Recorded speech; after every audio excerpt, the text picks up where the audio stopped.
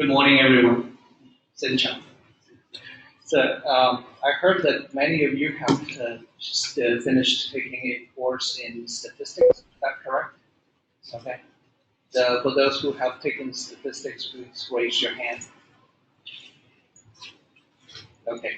So this course that you have taken, is it a undergraduate level statistics course, or is it a graduate level course, or is it focusing on biostatistics or general statistics? General statistics. Okay. So you have learned about standard deviation, 95 confidence intervals, t-test, and all that. Okay. So in the statistics course, what kind of tests have you been taught?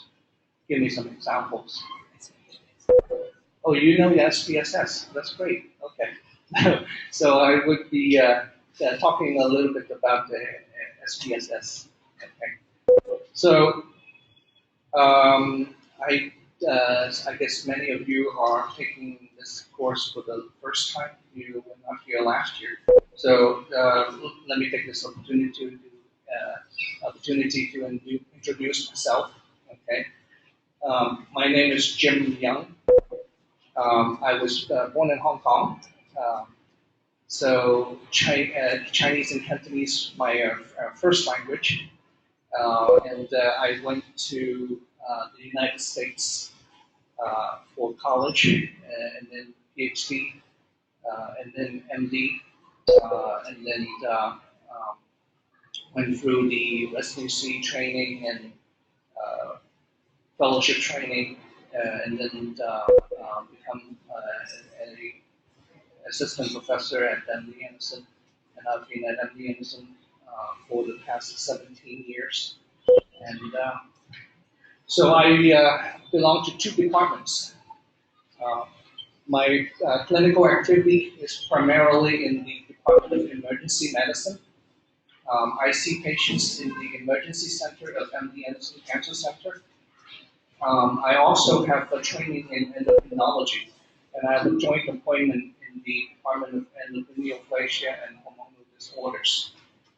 And I do research focusing on the connection between endocrine diseases and cancer. And some of the main research topics that I've been working on are the impact of diabetes and obesity on cancer, as well as cancer metabolism. So today, we have a very general topic. We're just talking about some basics about biostatistics. And what we're going to do is to have an overview of how to use statistics in biomedical research. Because I'm not a mathematician and not a statistician, so I'm not qualified to teach you about statistics. But I have used statistics a lot in the course of my research. And what I'm going to do is to give you some pointers or some tips about how to use statistics in scientific pursuit.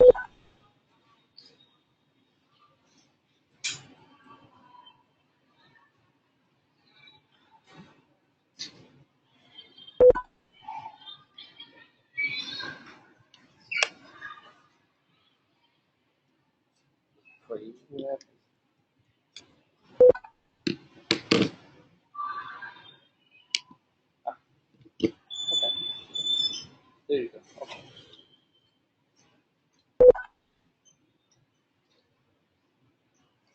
What did I do? Just rock out. That's Okay. So, an acknowledgement, we would like to acknowledge the Vietnam Education Foundation for the funding to make this happen. Yeah, just touch it. Okay. And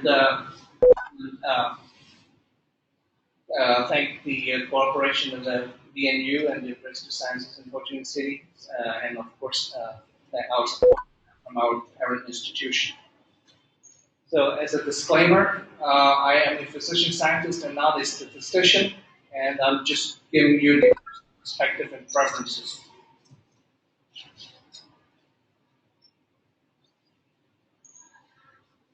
So as an overview, this is not in any particular order. So this is what I'm going to try to accomplish today, is to talk about some basic statistics concepts, some common analysis methods, and some common flaws and mistakes that you would even find in the published literature.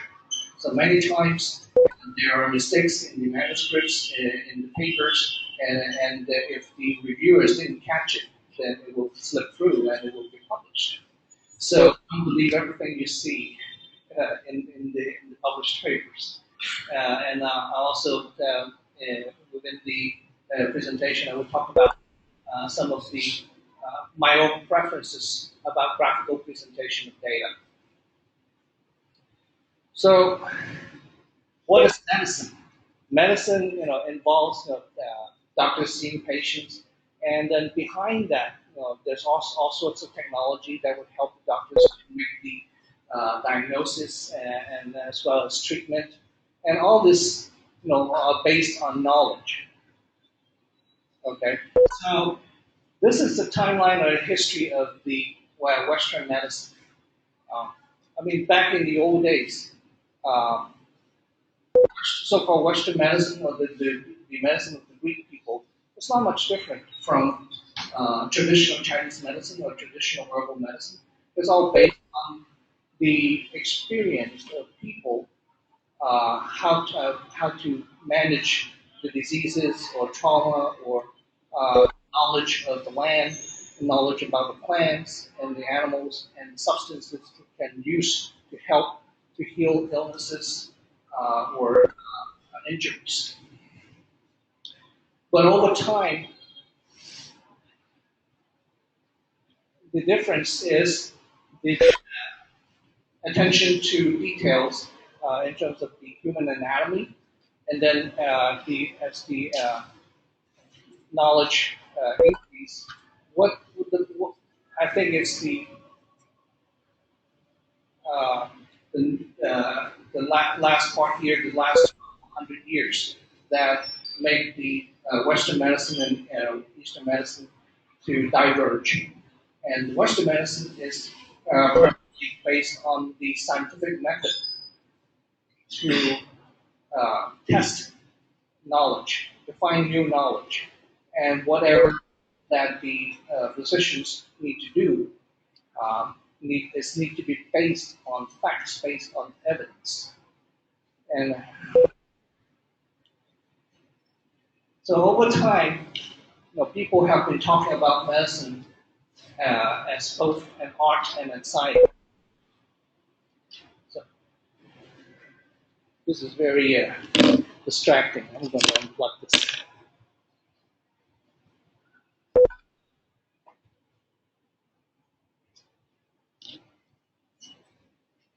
So in terms of the arts and humanities, the patient and doctor relationship is a human relationship. There's not much science between them.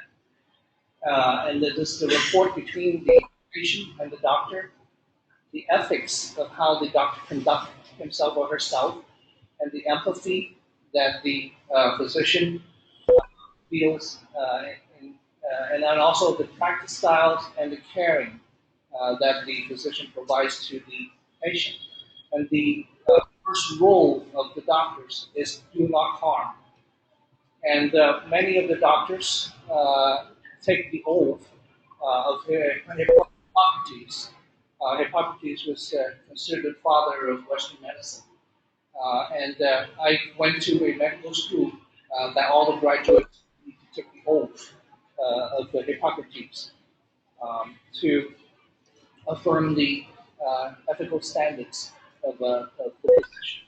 And there's also the Helsinki Declaration that in the course of finding knowledge for medicine, for clinical research, we have to respect the will of the patients, and this Helsinki Declaration basically uh,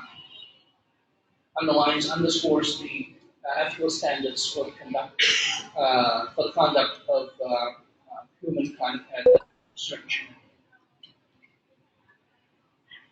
So, for the science part, the bedside diagnosis is based on signs and symptoms, and behind that, there's this based on the physiology and pathophysiology of the diseases.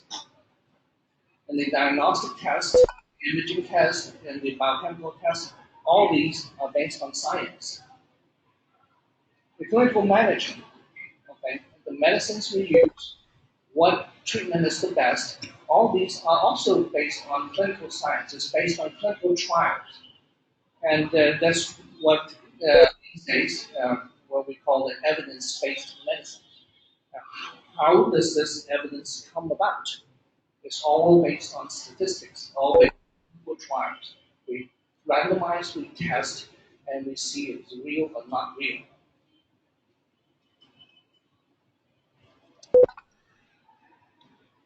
Now, in the medical literature, this called grades of recommendation, assessment, development, and evaluation. So basically, this uh, assesses, evaluates the quality of the body of science behind or body of evidence behind a specific clinical recommendation. So we evaluate the within study risk of bias, what are the methodological quality of the study. Is this the directness of the evidence? Is this an indirect evidence or direct evidence? Um, whether there's heterogeneity, whether some studies say yes, some studies say no. What is the precision of the effect that are estimated and the risk of publication bias? And many of you, if you're in research, you would know that only the studies that are positive are likely to be published. The negative studies do not get the chance to see the light of day. So, therefore, in the evaluation of the evidence, you have to be aware that there could be a potential of risk of publication bias. And in fact, there are statistical techniques in the meta-analysis to analyze the probability of this type of bias being present. So, using all these methodologies in evaluating all these quality of the evidence, and then you would grade the evidence, grade a specific clinical recommendation, whether it is high quality, meaning that it's substantiated by randomized clinical trials or double upgraded observational studies, and then the next level of quality is like downgraded randomized clinical trials or upgraded observational studies, etc. And then when there's very low quality, there's very little scientific literature or clinical trials to support such recommendation, it will be called, it will be based on case series or case reports and downgraded studies.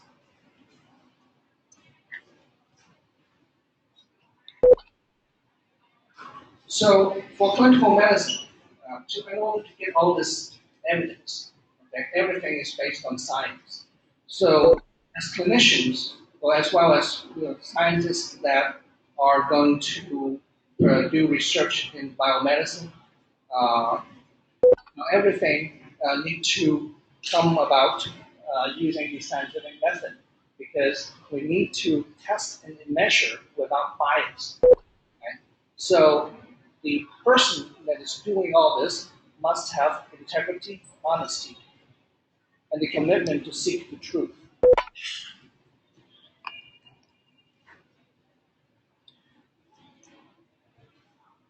So this is my personal algorithm for the mechanics of how to find out about the truth.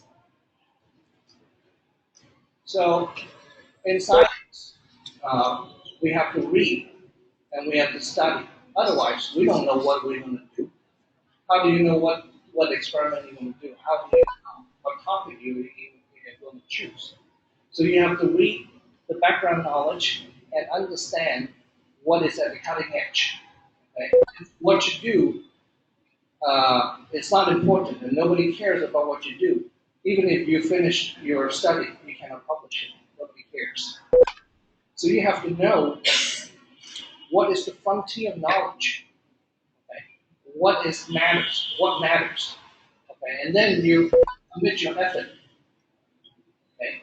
Otherwise, you're wasting your time. So with the background knowledge, okay, or you have some important observations by chance, then you come up with a question.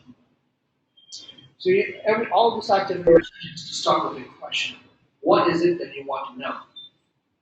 Okay, and from that question, or you a hypothesis that can explain the observation.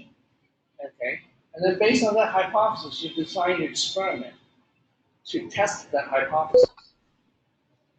Okay, so and then from the experiment, the results of the experiment, you come up with a conclusion. Okay. So here are these steps: the observation, hypothesis, experiment, and conclusion. These steps that are highlighted in red. This is the main parts of the scientific method. Then, how does logic and statistics fit in between? So, this is where it comes about. So, the experiment. When you design the experiment, you have to test population or target population. And from that population, you take a sample. Right? From your sample, you do your experiment, whatever the experimental variable is going to be based on your design. And then you obtain your data. Then you analyze your data. Okay? And then from your data, you create your model, okay, to explain the data. And this is called deductive reasoning, deductive statistics. And then from your model, okay, you can predict things, and then you can test again and see if your prediction is correct. Okay, so from the reality to come to the conclusion, this type of induction or logic is called inductive logic. From your model to deduce the consequences, and that type of logic is called deductive logic. Okay, so from your conclusion, okay, you do your statistics and evaluate how reliable that is. Okay. So in general, in science, we accept the probability of being wrong as 5%. That means usually we are 95% sure. So with that, we move on, okay, and we consider that as new knowledge. And when the knowledge is proven to be true time and time and time again, then we accept that as the law of the universe.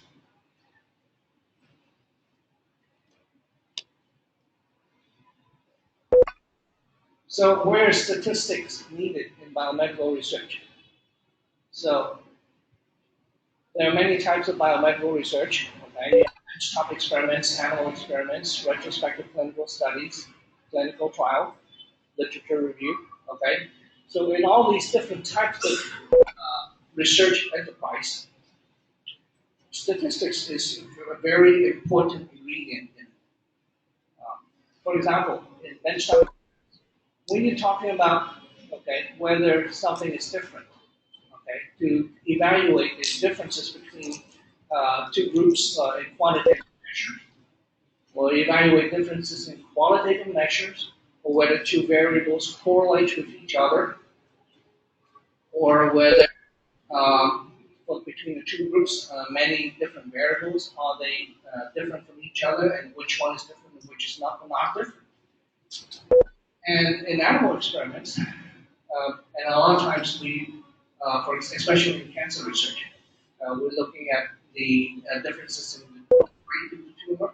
So then we look at growth curve analysis. Okay, if we look at how soon the animals would die, okay, then that's analysis is called time to event analysis.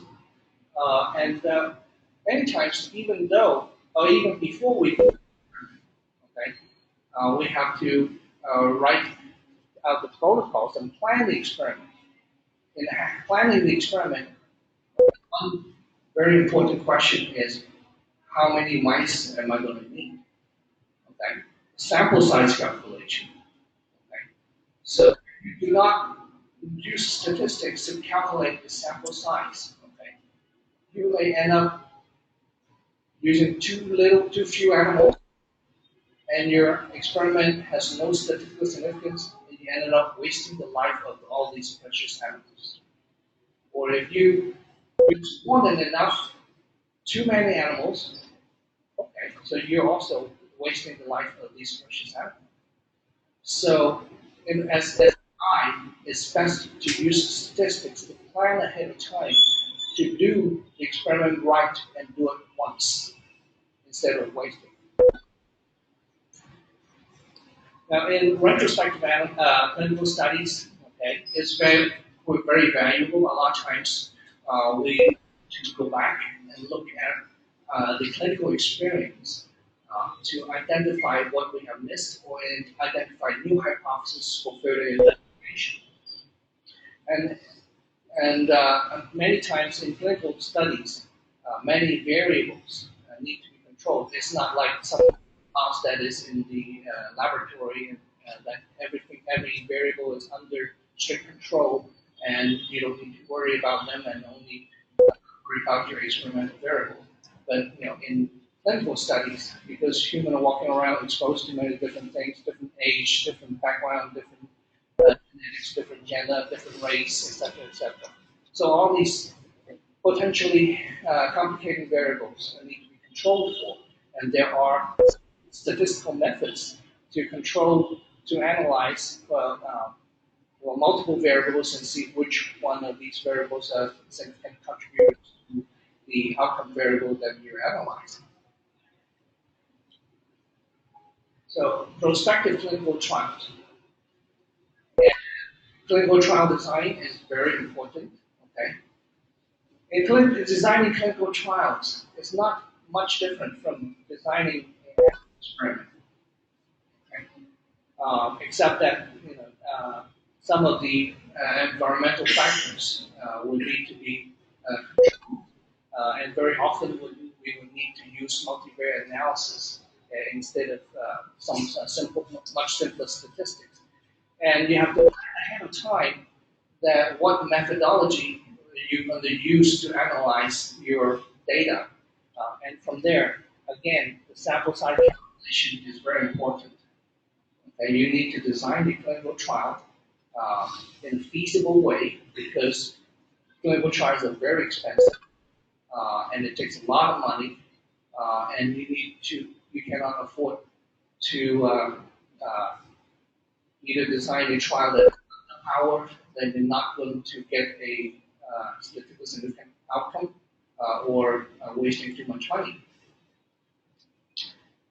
So another way is to, after clinical trials are published, okay, you want to see what is the overall trend, what is the overall level of evidence, how strong that evidence is.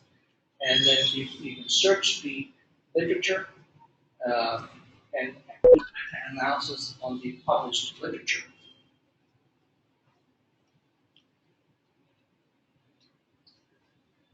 So this is a list of some of the common types of statistical flaws that you can easily find in the literature. Very often there's probability study design. There's also application of specific statistical tests that are problematic in the literature. One major thing is the application of students' t-tests in the setting of multiple groups. Okay, so you all have taken statistics. Okay, you learned about t-tests. Okay, what are the assumptions in t-test? Anybody? The assumptions in t-test. What did we assume when we do the t-test about the population?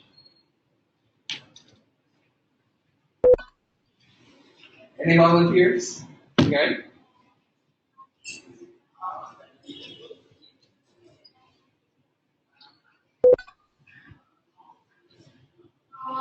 Is that the earnings and updated the main output and not mix and spread?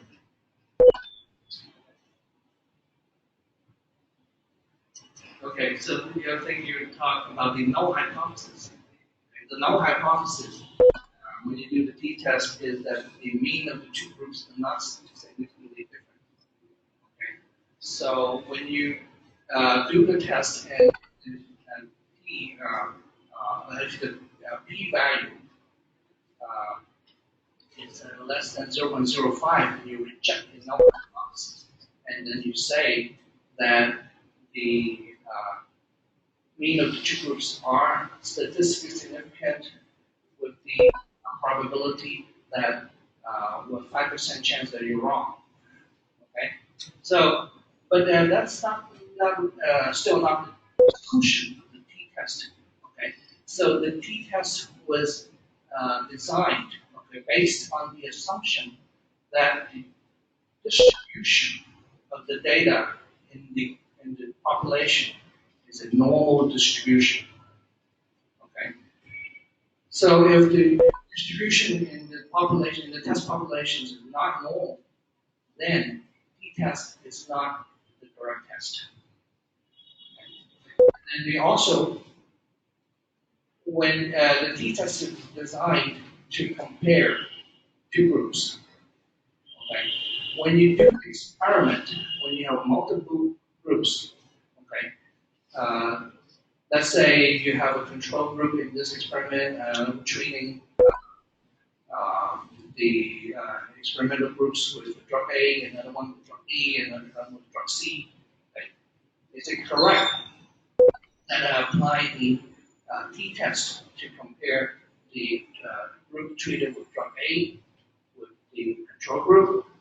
Okay. And then I use the t-test again to compare the group that was treated with drug B with control group. And then do it again with the t-test comparing the group that's treated with drug C with control group. Is that the appropriate test? No. So if you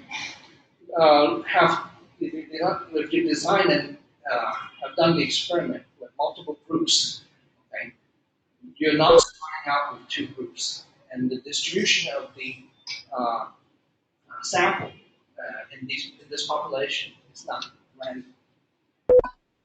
So what you need, I mean, this is a very common mistake. Application of student t-test when the sample distribution is not, or applying this test when there are multiple groups. And there's also the issue of multiple testing. Okay? So you have two groups, but you're testing for everything under the sun. So, for example, you have the control group, and then you have a group of patients treated with drug A, and then you're testing for hemoglobin, glucose, sodium, potassium, fluoride, everything. You have a long list of things that you test. Okay, so when you're comparing whether any of these parameters that you test and whether they're different between the two groups, is it appropriate to use the t-test? Yes, but is it appropriate to use the alpha of 0.05? That means should you only reject the null hypothesis with a probability of 5% chance being wrong? No, you need to correct for the rate of false discovery. Because if you flip the coin multiple times, okay, the chance of getting a hit would change. So there's also the presentation of the results is a very common mistake that I would go into a little later. So in statistics, the most important thing is randomness. Okay? So when you do your experiment, or you assess, evaluate, or design your experiment, and then you evaluate the data, you have to evaluate whether the results are obtained randomly. But randomly does not mean that you haphazard, okay, or unplanned or incidental. Now, allocating patients to a treatment group on even days or to the control group on odd days is systematic. It's not random. Assigning patients with odd medical record numbers to the treatment group or even medical record numbers to the control group is systematic. It's not random. Okay. So random refers to the idea that each element in a set has an equal probability of occurrence, like flipping a coin, provided that coin is a true coin and it's not a fake coin with both heads on each side, on both sides. Or rolling a dice, okay, and that dice is not loaded with lead or loaded with mercury. Random number generator, okay, and a lot of times with the advance in computer science and many we use computers to randomly generate random numbers, and this is a very good, reliable way of random assignment experimentation. Now, I guess everybody uses a spreadsheet. We usually use an Excel or there are many other spreadsheet programs that are free as well. But the bottom line is the spreadsheet is a very powerful program, and very often we use it to collect data and then tabulate the data. Um, so with Microsoft Office 2010, the spreadsheet has a limitation of about 65,000 rows by 256 columns. Okay, that's a whole lot of data. Okay, but usually, in everyday applications, that's very adequate. But in these days, when we talk about metadata, so a lot of times some of the databases would even exceed that. Okay. So it is good practice to keep the variable names in the first row, okay?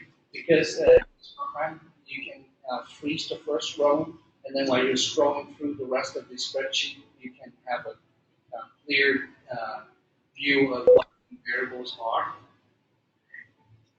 And to facilitate the transfer of data and compatibility of other computer programs. Okay, so it's a good practice to keep the variable names short and with no spaces. Okay. So this is because of compatibility issues with the variable names of some of the older programs like SAS, etc. But SPSS, it will automatically put an underscore if there's you have a space. But with the older versions, it was a significant issue. So with the entry in the box should be a number or a string of characters, and they either represent the quantity of a quantitative variable or a category of a category variable. Okay? So to make this spreadsheet easy to read and easy to analyze, you would try to use as little text as possible and use codes for the category. Like for example, use 1 to represent a male or 2 to represent a female. Okay.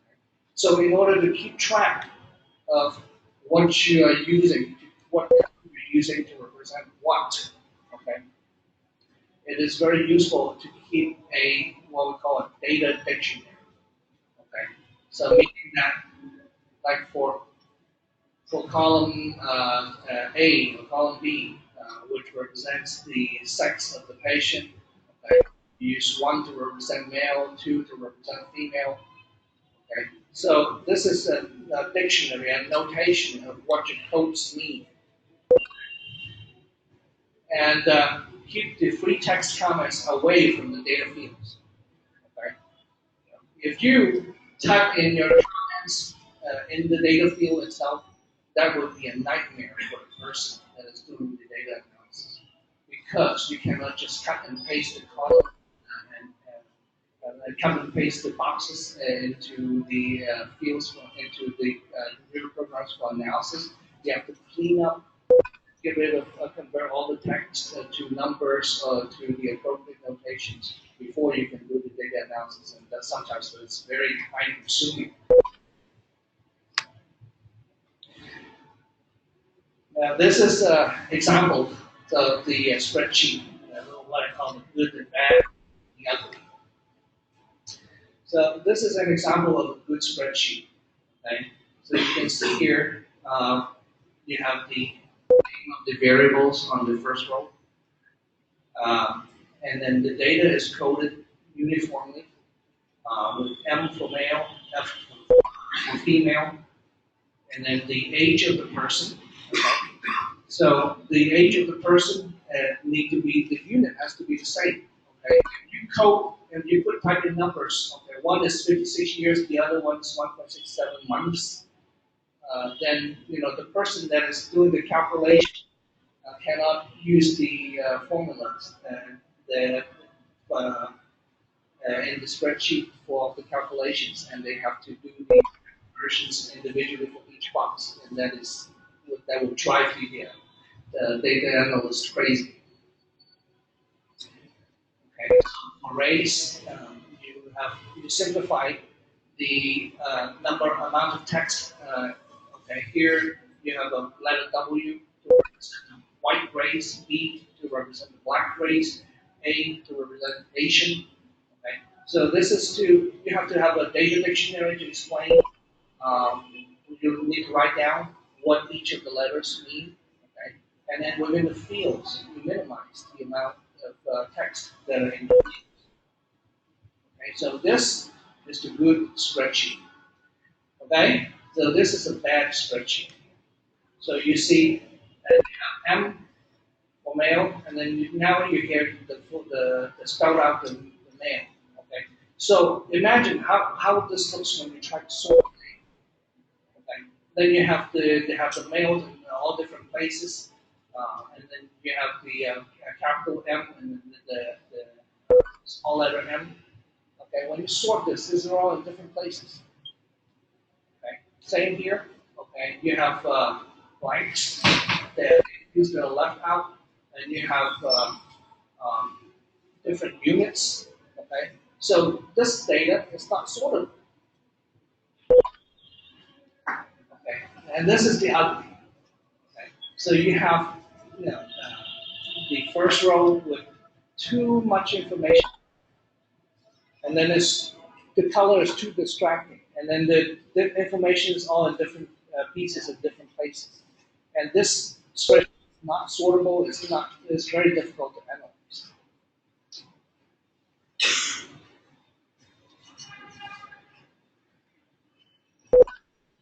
So in statistics, we have the different types of data and different types of levels of measurements.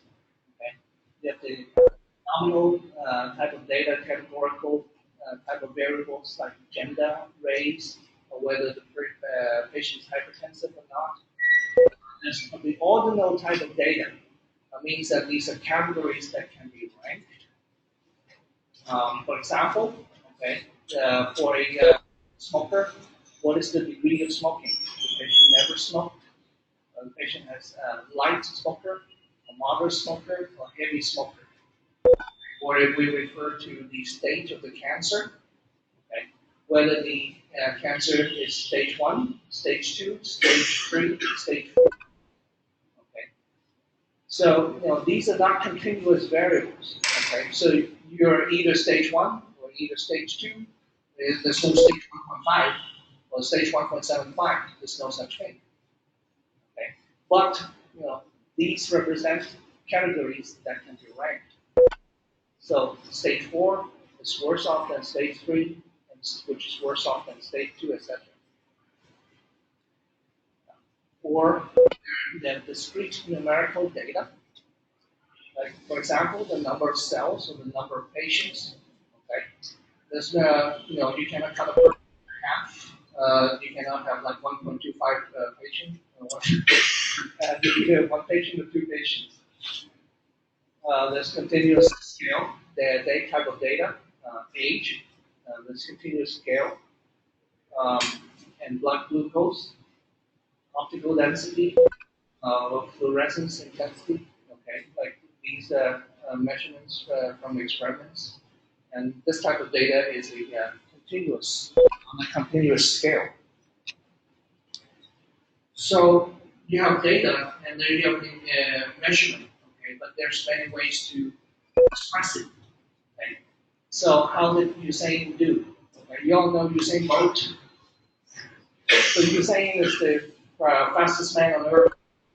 So, but when he run the 100-meter race or 200-meter race, okay. So how did he do? Okay. So there are many ways of describing or reporting how did he do. Okay. So if you use a domino type of data, you can say, or you can ask, did Usain Bolt come in first? Okay. So yes or no. So this is a category type of data, whether he's first or not first. Or you can use the ordinal type of data, asking in what position did Usain Bolt finish. Okay. If he finished first, then it's a 1. If he finished second, that's a 2, okay, etc. Or put the data using a continuous scale or continuous measure. How long did it take for Usain Bolt to finish the 100-meter race? Okay. Well, he finished in 9.58 seconds. Okay. Or he could, or perhaps in his previous race, he finished in 9.6 seconds. Okay. So it's a continuous measure of the time that it took him to finish the race. So after you record your data, okay, you collected your data, and you have your spreadsheet, right? So one easy thing to do is to sort it, okay, and then to look at whether there are any missing data, and check the lowest and the highest value for each variable, okay. So if, for example, if you see for the variable age, okay, you see that the range is from 1 to 177, okay. Obviously, it's wrong, okay. Okay, how can you have a person that is 777 years old? Okay? So, or if your data is coming from adults, can you have a 1-year-old adult? So, these are quick ways that you can do by storing data as to check the validity of your data and check for careless mistakes, etc. Check the total number of entries. Okay, if your sample only have 32 patients and you ended up with 34 lines on the spreadsheet, obviously something is wrong. Or you can do a histogram of the data and then check and see if there are any typographical errors or any data points at the extremes that are typographical errors that have occurred. And cross-check the variables to detect impossible combinations. Like for example, okay, if you have a variable is pregnancy, another variable is sex, okay, and you cross-tabulate that, can you have a pregnancy? That's not possible. So you can, for some of the variables, you can cross-check and see if there are sub-combinations that are not possible. Like for example, if you have a study looking at the patients in the intensive care unit, okay, so the medications to maintain the blood pressure in the people that are dying combined with subsidy, um, okay, they would not be given to people with normal blood pressure before the ICU admission. Okay? So things that you can check to exclude mistakes. So statistics can be broadly separated into two big parts, so-called the descriptive statistics and the inferential statistics. The descriptive statistics basically summarizes your sample and the groups, identifies patterns in data, and identify the outliers, and it would guide the choice of the statistics that you use in the inferential part of the statistical analysis. For inferential statistics, okay, it's based on the theory of probability to make inferences about the larger populations based on the samples. So it is used to determine the likelihood that a conclusion based on the data from the sample is true or not.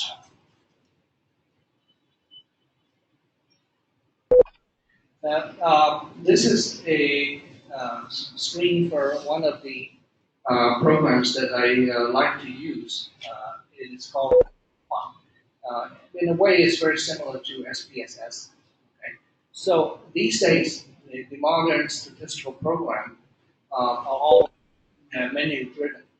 Okay? In these menu-driven programs, you have choices for data analysis. When you click on statistics, it will give you the menus. And then you click on descriptive statistics, and then it will spit out all these column size, range, maximum, minimum, skewness, kurtosis, etc., etc. All these parameters would come out. And you can do the same thing with SPSS. So the measures of central tendency, that's the mean, median, and the mode. Okay? Now these are basic definitions, and everybody, I think all of you that have taken the statistics course would have already learned that. The measures of the dispersion, okay? The range, standard deviation, the kurtosis, and the skewness. Okay? The kurtosis means that the high kurtosis distribution has a sharper peak and longer and flatter tails. The low kurtosis distribution has a more rounded peak and shorter, thinner tails. Okay? And skewness refers to the symmetry of the curve, whether it is skewed to one side, the left, or the right. Okay, and this is the graphical presentation. Okay, so this is the normal distribution. Okay, and in the normal distribution, the mean and the mode and the median are all the same. Okay, they all coincide at the highest point of the peak. Okay. Skewness is 0 for the normal distribution. Okay.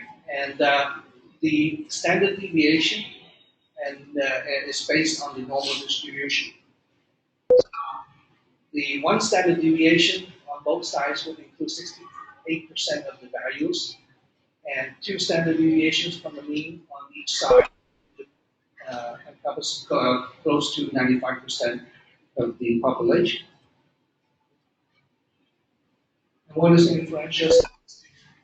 It's about making inferences about the parameter of the population. The inferential statistics, make inferences about conclusions about the population of groups based on the descriptive statistics.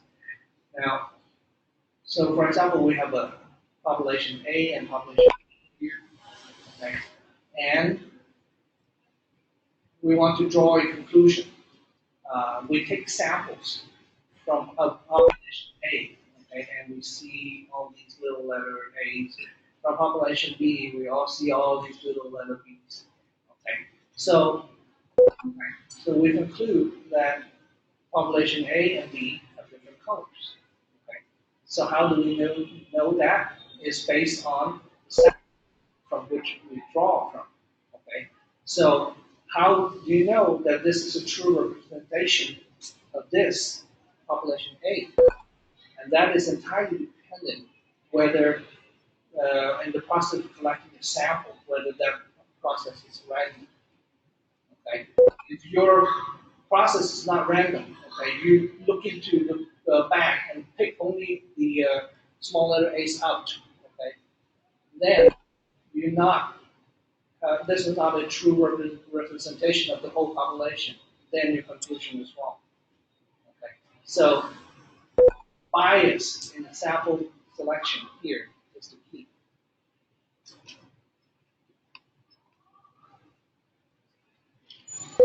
So when we do tests to compare two populations, okay, whether we do a one-sided comparison or two-sided comparison, okay, that choice need to be based on prior knowledge.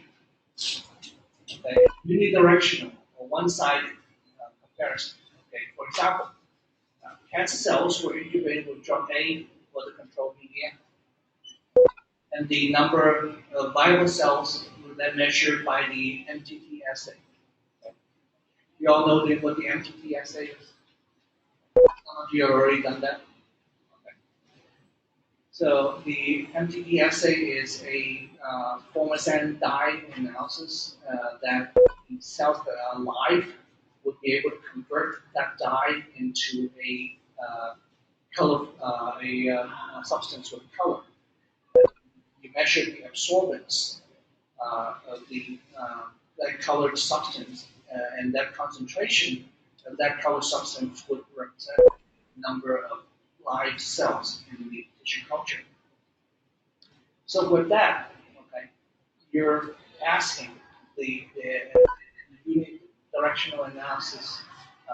You're asking whether drug A has no inhibitory effect on the viability of the cancer cells after incubation for 48 hours. Okay. So your null hypothesis is that no inhibitory effect. Okay.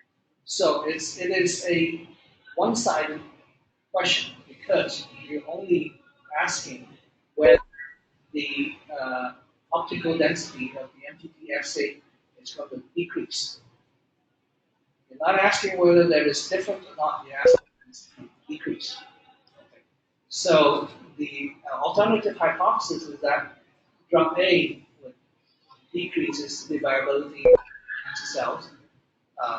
That is the optical density value of the MTT assay after incubation for 48 hours compared with the control media.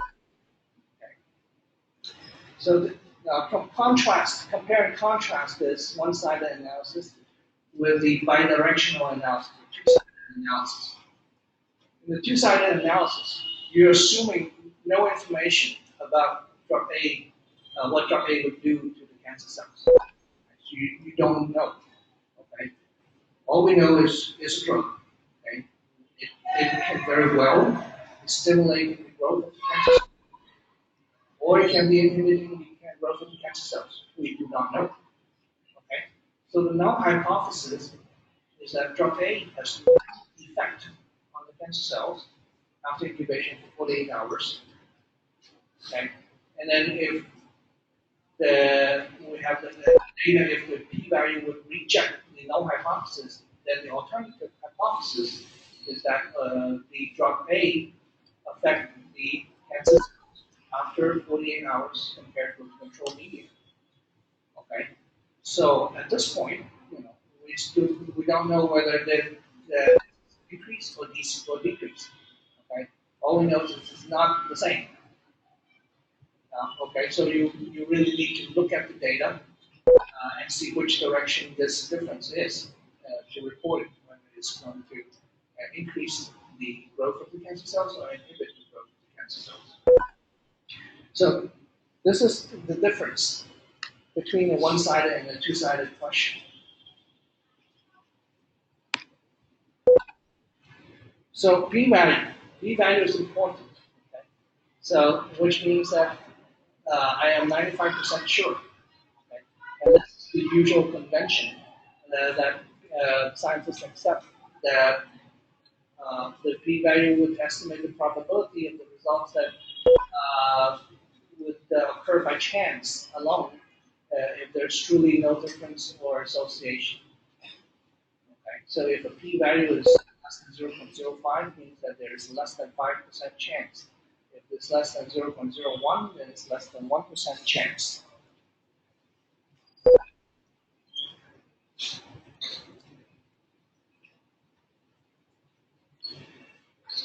So this so-called types of error. Okay? So the type 1 error. The type 1 error is the type that we have talked about. Okay? When the truth is that there's no difference, and the test is saying that it is different, that is a type 1 error.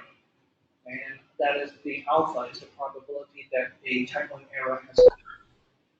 And by convention, we pick the 5% as the cutoff value. Okay? And then now here I'm going to introduce the concept of a type 2 error. A type 2 error means that, in fact, when there is a difference, but your test did not show a difference. Okay? And this is called the type 2 error. And the probability of the occurrence of a type 2 error is called beta. And 1 minus beta is called the power of your test. And it's important that when you do a test, okay, and it did not show any significant differences, then how sure are you that you have not missed any real differences? That's when the alpha that's when the beta comes in. Okay, so the probability of the type 2 error by convention we get at the 0.2 level or 20% level. Okay, that means that we accept the studies or have the power of 80%. Now, if you have done an experiment comparing groups A and B, then you have gotten a alpha that is greater than 0.05. That means you don't have a statistically significantly different. Okay? But your beta is also very large. Okay? It's greater than 0.2. Then no real conclusion can be drawn. You basically have wasted your time. Okay? So you can neither say that A is different from B, nor can you say that A is not different from B. Okay? So in this situation, you have wasted your time. So you have to repeat the experiment, larger sample size. Okay? That is why it's very important to calculate what sample size do you need ahead of time. Okay? So that you do your experiment and do it once, do it right, and get it done. Otherwise, you're wasting your time.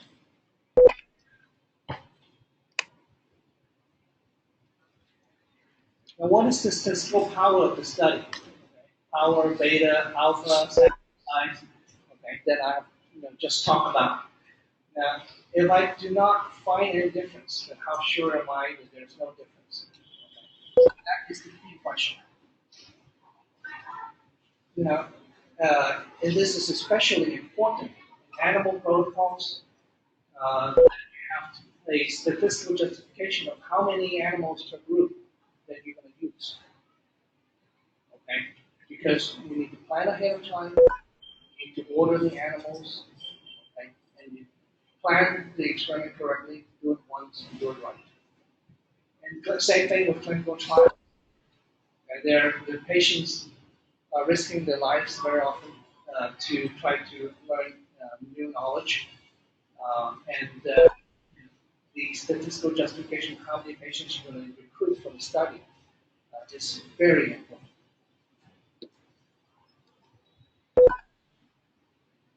So to calculate sample sizes, okay, I think SPSS has a module or special package that you have to pay extra to get. But on the internet, there are many sample size calculators available. Okay, and this is one of the websites that I frequently use. Okay, it's free. So for for z-test, t-test, ANOVA, simple regression, proportional hazards, logistic regression, all types of different analysis. Okay? You can use these online calculators to help you to calculate the sample size. And I find that this is very useful in planning research and planning experiments.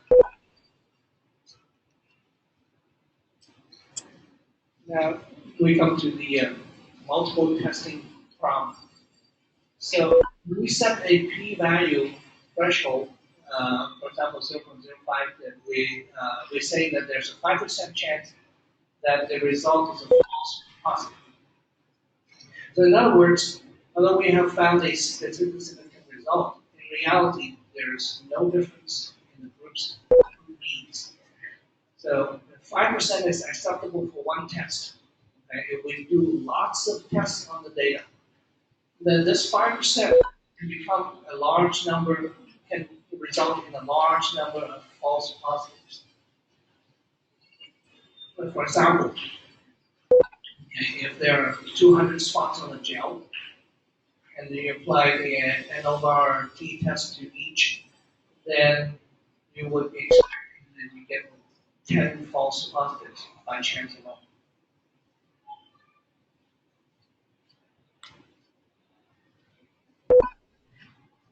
Right? You have a 5% chance of false positive, that's your alpha.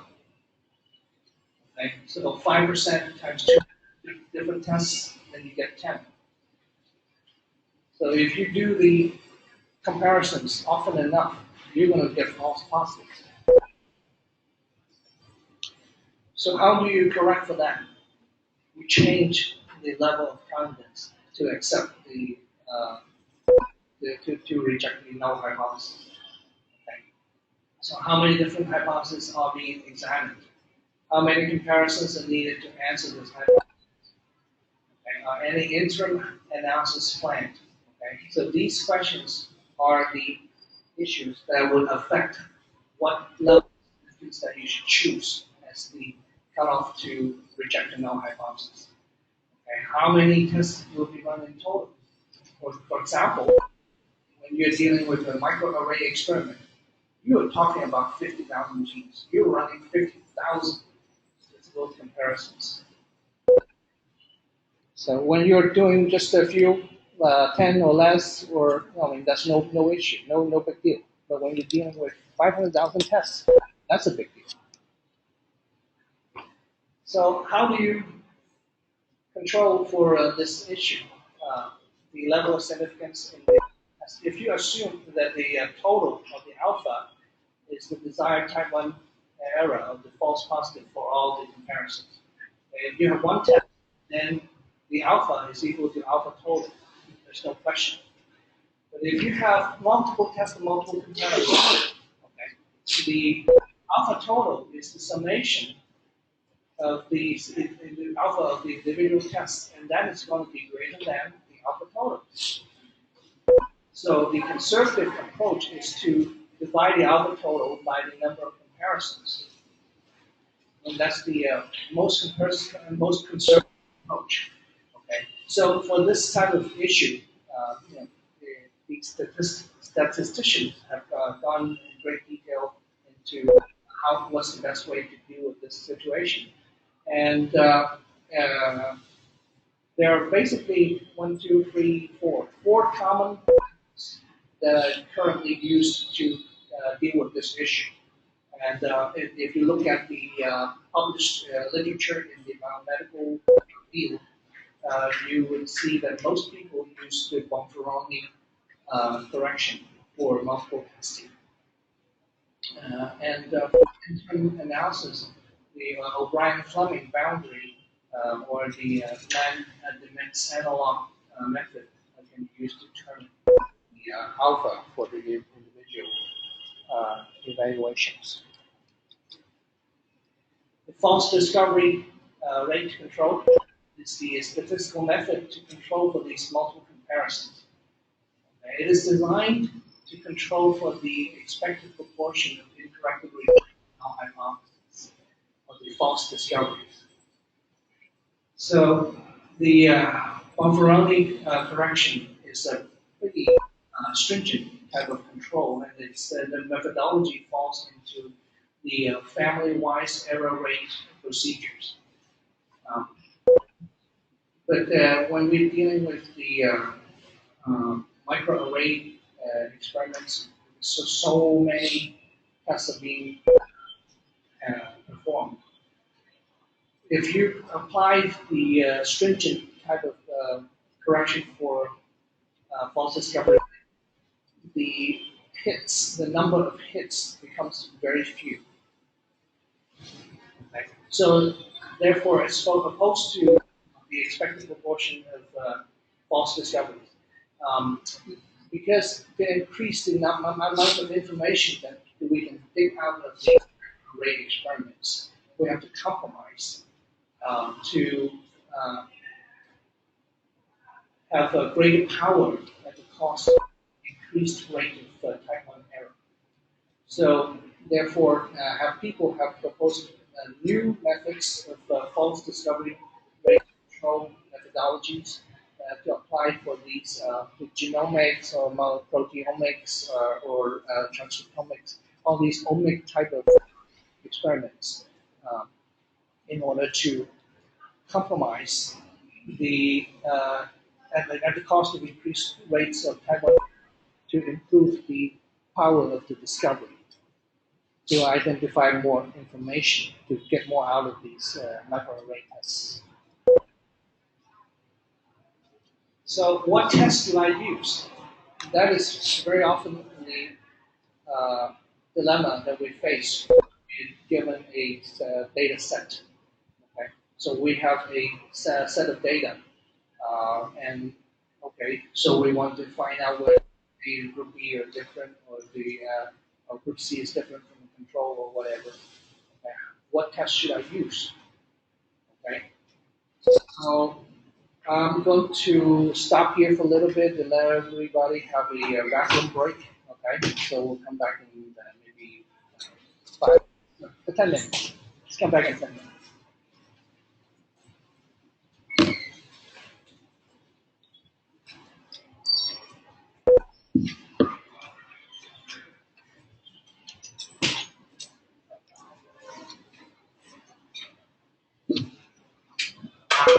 Tối qua mình đã gửi cho các bạn cái tài liệu học, thì có bạn nào chưa nhận được thì liên hệ bạn điểm danh để gửi lại email cho các bạn. Các bạn kiểm tra xem thử là mình đã nhận được email của ban tổ chức có gửi cái bản slide để giảng cho mình.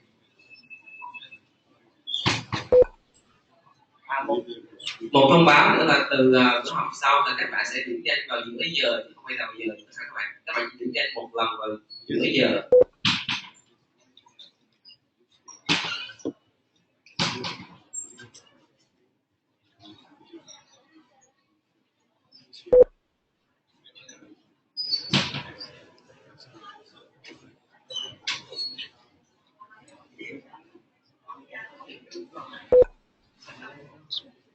Squeeze the six afternoon, Friday afternoon.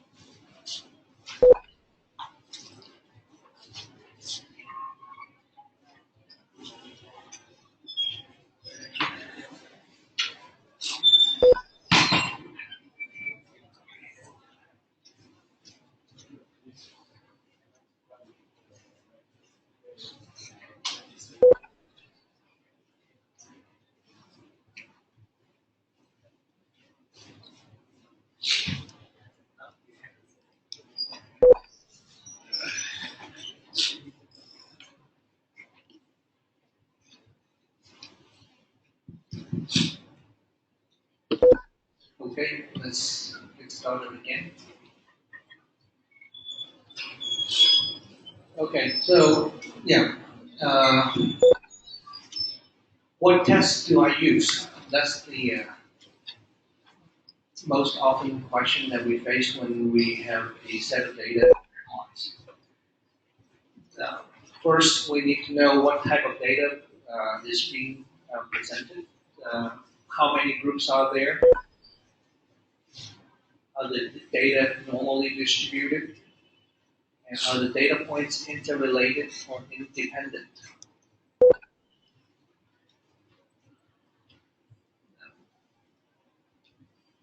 This is a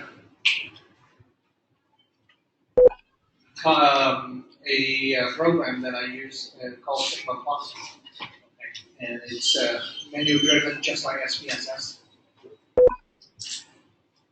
In these tests, okay, you import your data set, and if you have a data set to record it in Excel, they have functions that you can import the data, or you can even just simply cut and paste data into the spreadsheet of this particular program.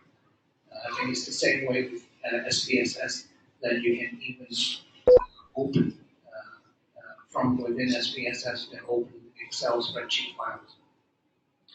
And after you open your data set, uh, then you can choose for descriptive data analysis, as well as the different comparisons to how to analyze the data.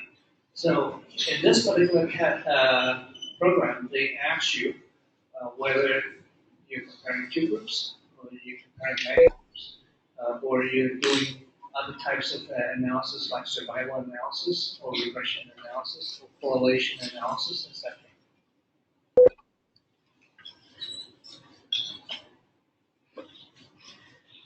So this is a view of the SPSS. So with SPSS, you click Analyze, and you come to Compare Means. Within Compare Means, you have the choices of t-test or one-way ANOVA, paired sample t-test. That means if the samples are paired and is not independent. So the first four questions that I asked in that here. So if you figure this out, then you have no problem picking the right test in the programs. Okay. So based on the answers to those four tests, you will be able to correctly pick the test to use. But okay, if you have a data set that fail the normal distribution, okay. So remember what I said earlier, that the assumption for the t-test is that the uh, populations that you're comparing follows the normal distribution. Right? If your sample failed the normality test, that means that your populations were not normally distributed. Then you cannot use the t-test. Then you need to use the non-parametric tests. So among the non-parametric tests, then you have whether the samples are independent or related samples, etc. Then you pick the right test from within.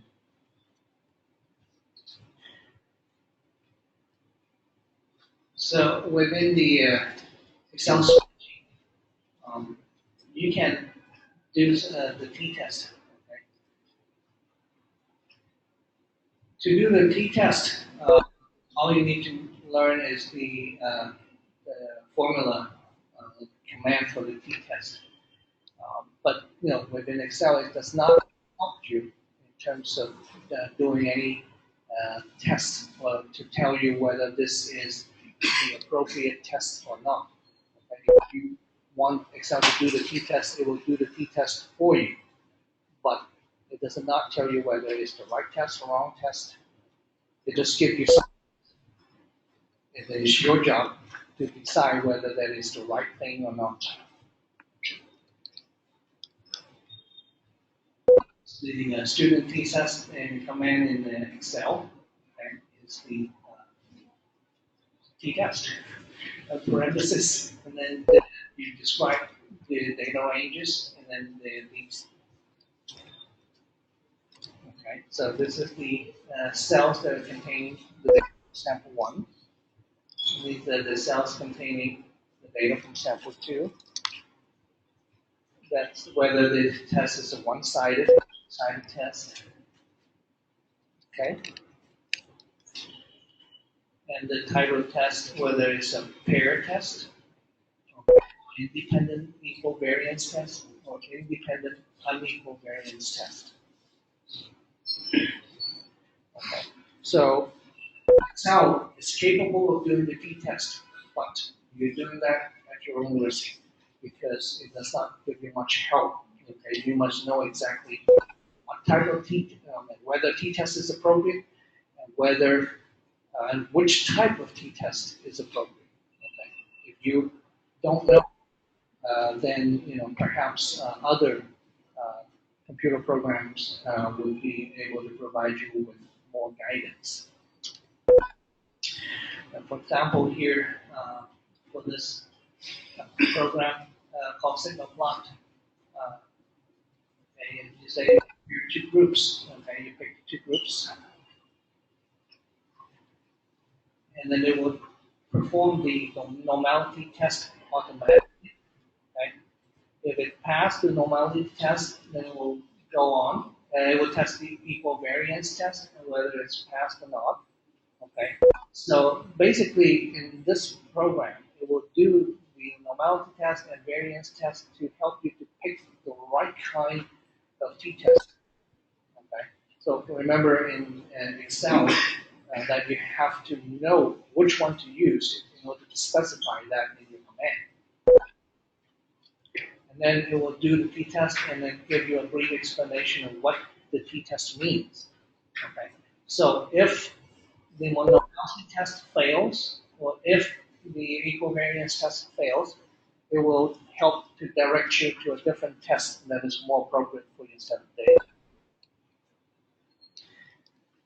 So for SPSS, okay, and you take compare means, and then you decide, depending on whether you do the independent test or pair t-test, etc.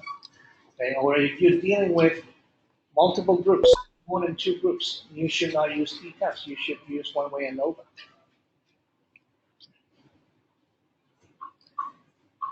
With SPSS, okay, it will check whether there are missing variables.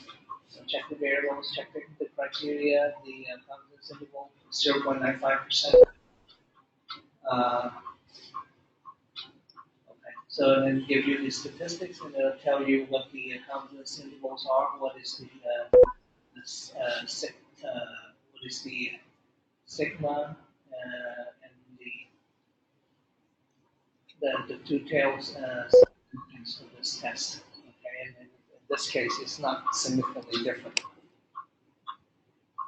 So after you've done the test, okay, so now you want to present your data in a paper, in your journal. Okay, so when you plot the data, using let's see, this is sigma plot. Okay, so when you do this, a lot of times the programs would have the default parameters to show to when you plot the data. Okay? This is how it looks when it comes out. So you can change what the Y data is to relabel them.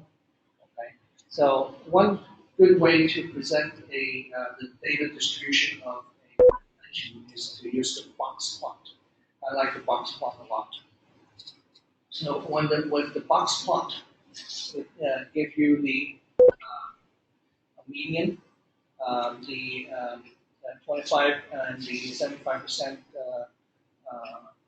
confidence limits, and the 90% confidence and 10% confidence limits, and the outliers.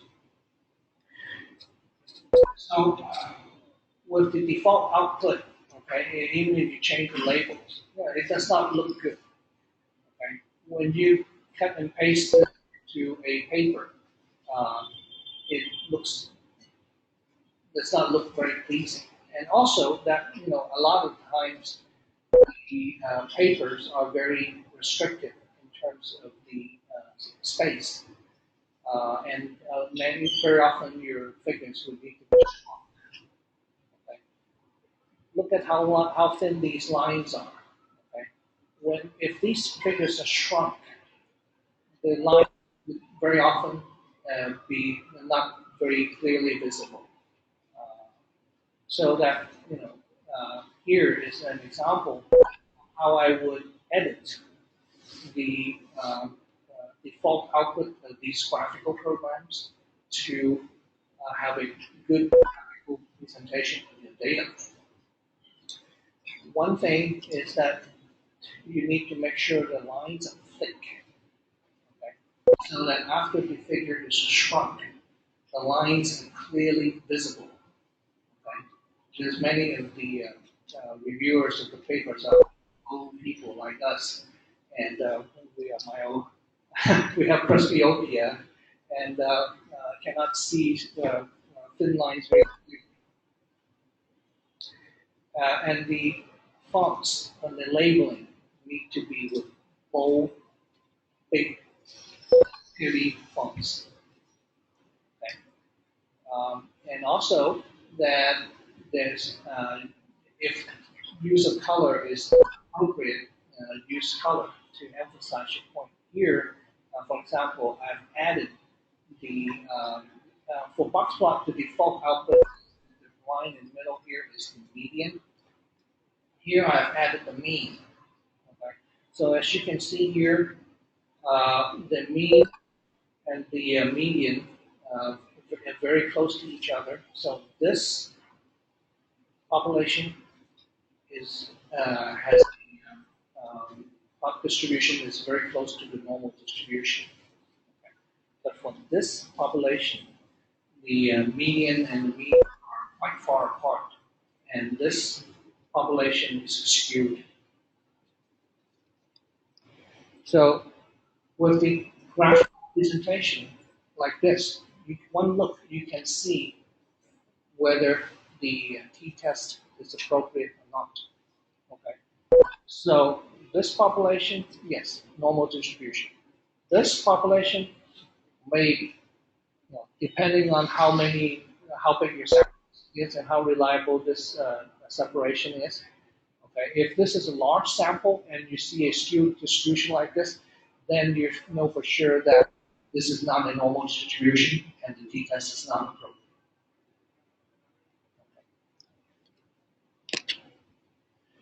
So another frequent way of presenting the data is the bar chart.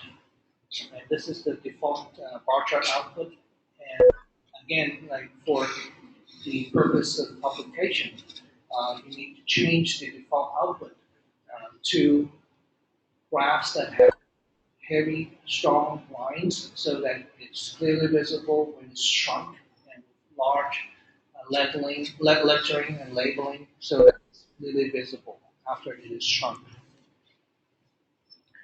So normal versus skewed distribution. Now, the normal distribution test has failed, and the t-test is not the appropriate test, then you need to use the non-parametric statistical tests. So parametric statistical tests can be used to assess variables that have a normal or symmetrical bell-shaped distribution on the histogram. For non-parametric statistical tests can be used to assess variables that are skewed or non-normal. So you can look at the histogram to decide.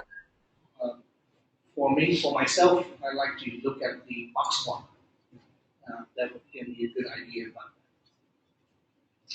that. Many statistical programs will test the normality when you request the test, and the test that assume normal distribution. For example, test. The program that will recommend alternative tests if the data fails the normality test. Okay. So blindly assuming normality can lead to wrong conclusions. Okay. So one thing about the SPSS is you need to be careful that it does not do this automatically. So it does not perform the normality test automatically. So you need to take a look at distribution of the data before you decide to pick the t-test in SPSS. So one of the non-parametric tests that you use when the population fails on normality is the Whitley U test, similar to the Wilcoxon rank sum test. It's used in place of students' t-test for skewed data. It's a non-parametric test and used to rank the value instead of the actual value. It's a univariate. It tests the difference. It's unmatched. It's continuous quantitative data, non-normal distribution, and compare two groups.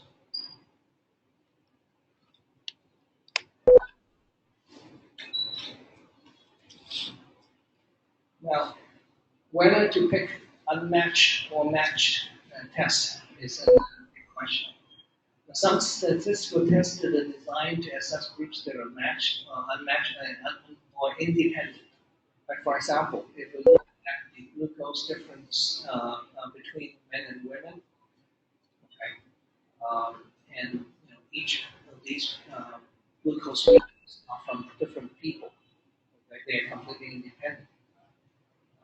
And a different question, like if we frame it, for example, is the blood glucose different between baseline and after treatment?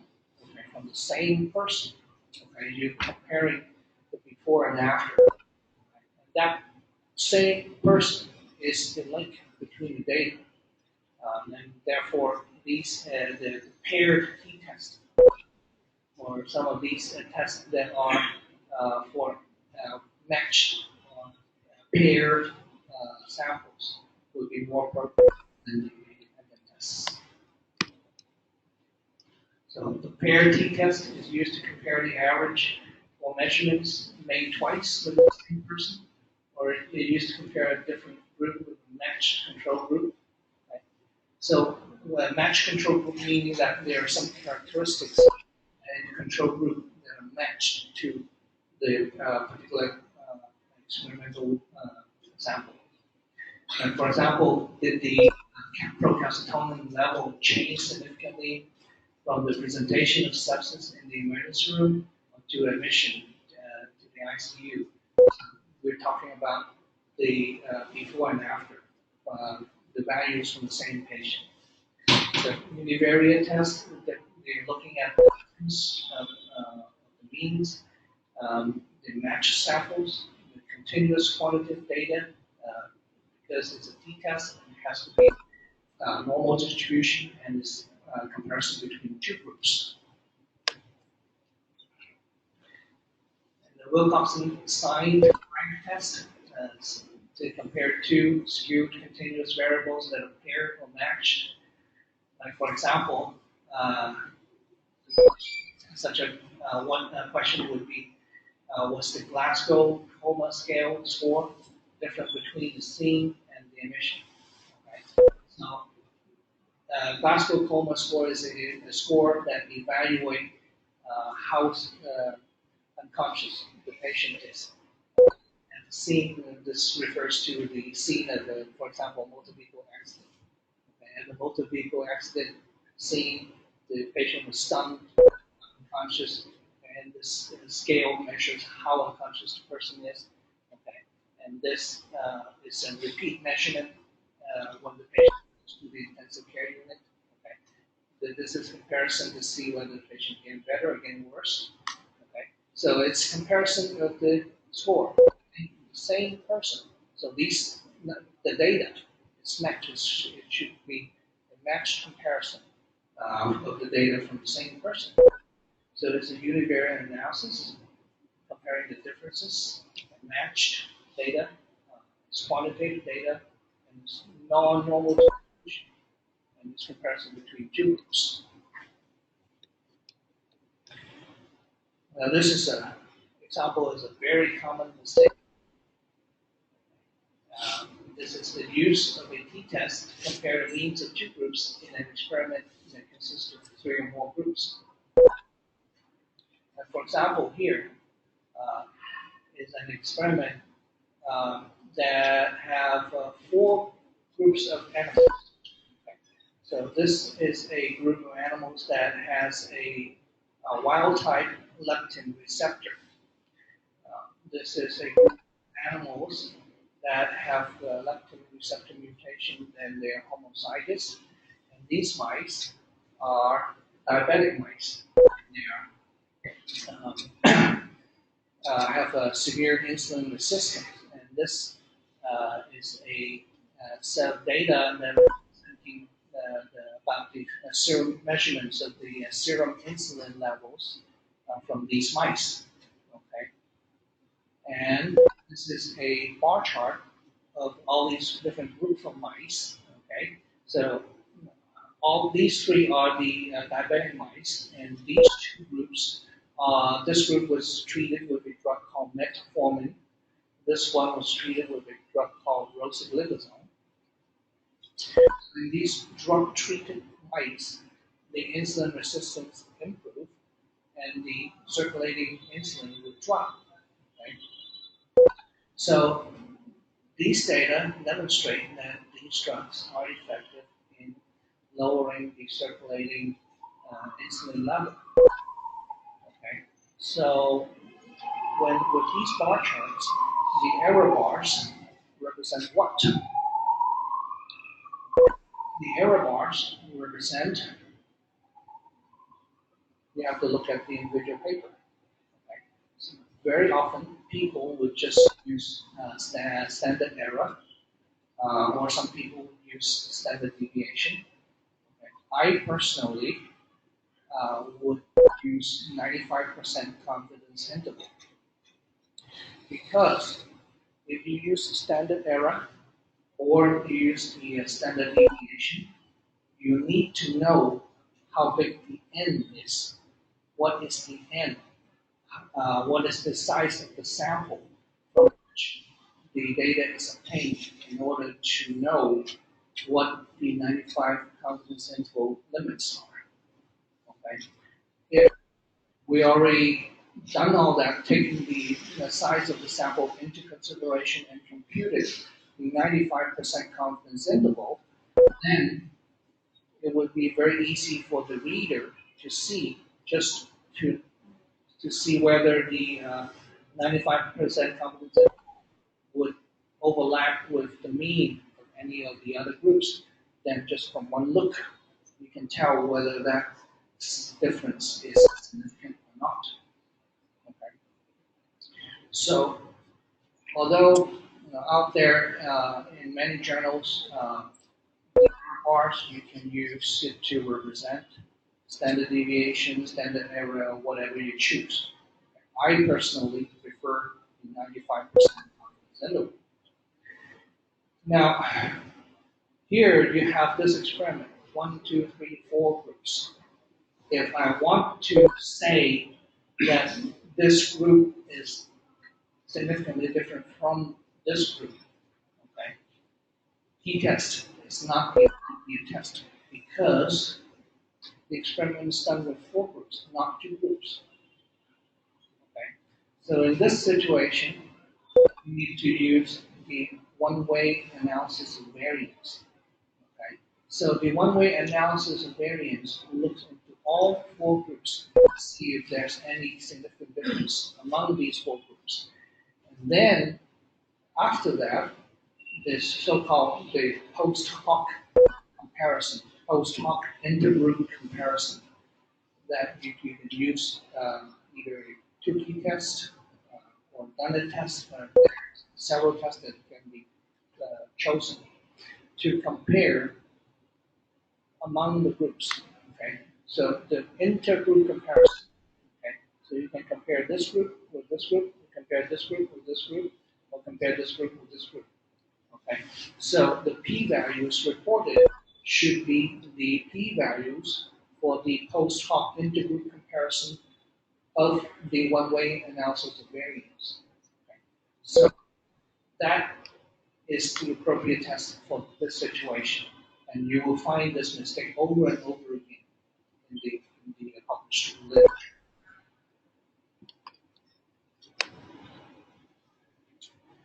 So if this is the signal plot program. Okay, in the signal plot program here, if you choose compare many groups, it will show you what to choose. One-way ANOVA, two-way ANOVA, three-way ANOVA, etc. Okay, so the difference between, one-way ANOVA is the basic one that we used in the previous example. Okay, so two-way ANOVA and three-way ANOVA are more advanced statistics. I don't have time to get into that at this point. So ANOVA, one-way ANOVA is used to compare 1 and 2 means from independent groups. Okay. So if you ask a question, is the age different between the white and Hispanic patients? Okay.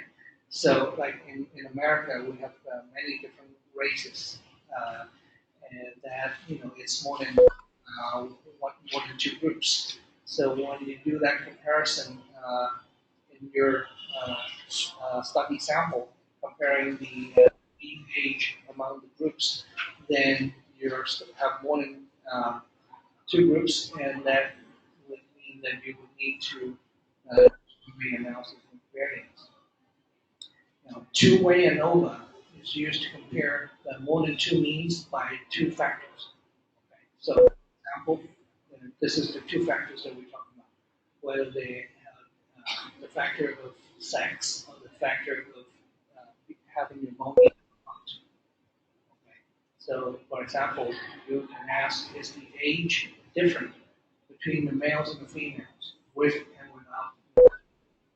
So, in that situation, you would use the two-way analysis of variance.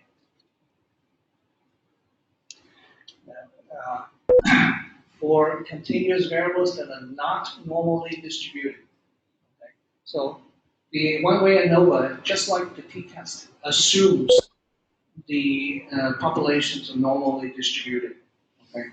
If the distribution is not normal, you cannot use the one-way, and you would use Chris Colwell's one-way ANOVA, which is the non-parametric test. This non-parametric test for the one-way ANOVA.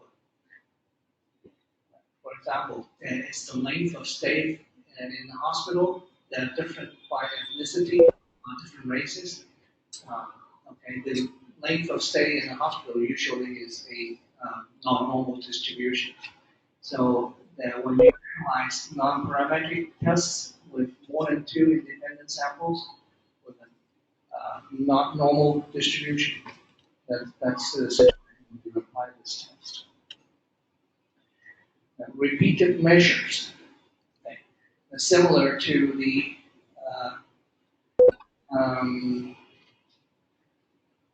t-tests. They have the matched situation, the matched data situation. Okay. For ANOVA, you also have the repeated measures situation. That, like for example, if you have a before and after type of data set, and you can apply this. Use the assess the change in 2 or more continuous measurements made on the same person. Can compare groups and adjust for covariates. Okay. Do changes in the vital signs within the first 24 hours in cancer patients predict which patient will develop sepsis? Okay.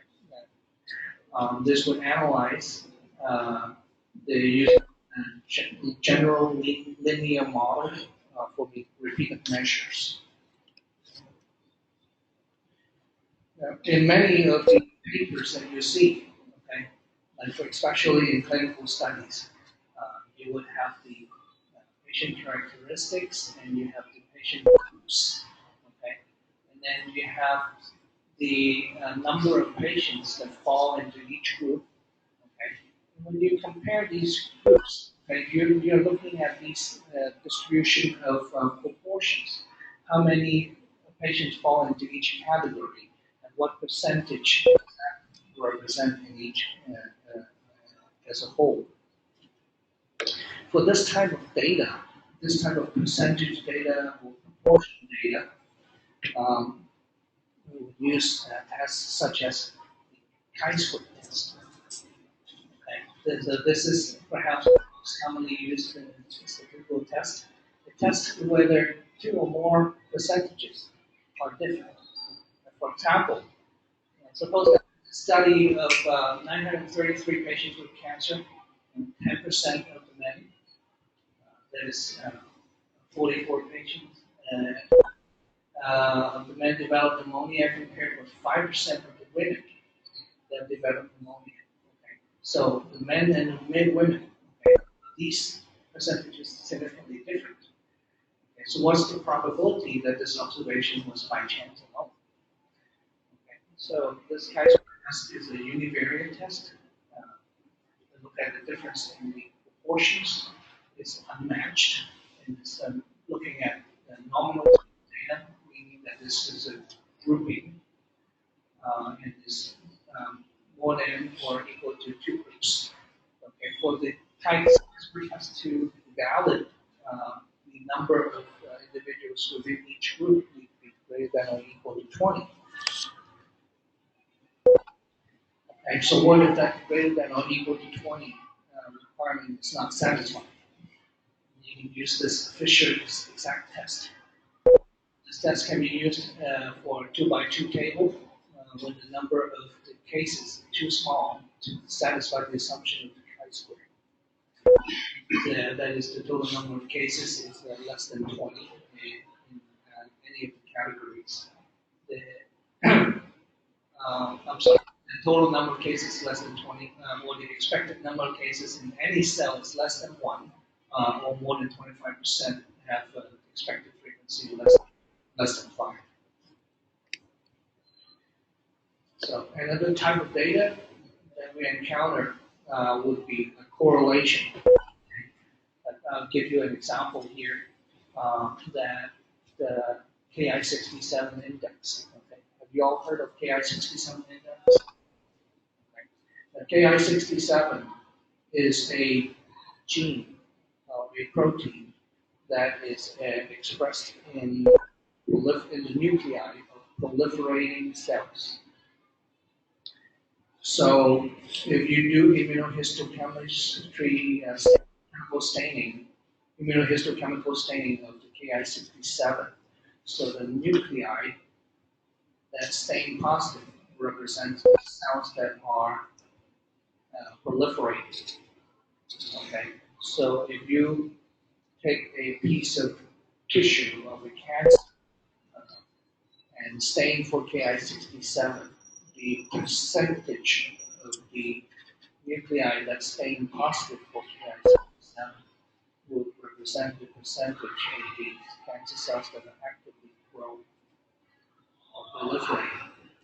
So, in other words, the Ki-67 index is the percentage of the nuclei that stain positive for the Ki-67, and this represents the percentage of the cancer cells in that piece of tissue that are actively growing. Here, PTPRO, okay, is another gene that is a tumor suppressor. So if you stain the tissue for the presence of this tumor suppressor, okay, how much of that protein is present, okay?